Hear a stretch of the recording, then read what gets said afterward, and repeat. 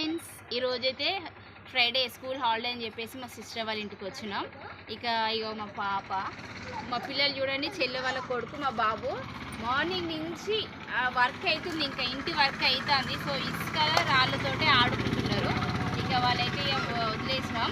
And నా వెనకాల వచ్చి ఇది ములక్కాయ చెట్టు, మీ అందరికి తెలిసే ఉంటుంది, కొందరికి తెలీదు. ఇదిగోండి ములక్కాయ, అదైతే ఇంకా చిన్నగానే ఉంది, ఇంకా అవ్వలేదు.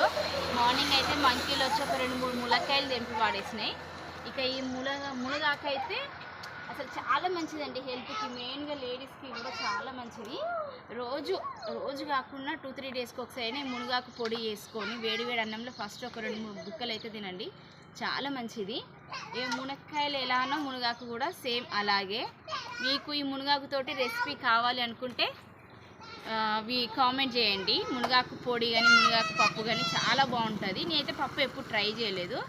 సో నెక్స్ట్ అయితే నేను మునగాకు పొడి అయితే ట్రై చేసి మీకోసం నెక్స్ట్ వీడియోలో అయితే నేను షేర్ చేస్తాను. ఓకే అండి, నెక్స్ట్ వీడియో కోసం అయితే నా ఛానల్ని సబ్స్క్రైబ్ చేసుకోండి. బాయ్.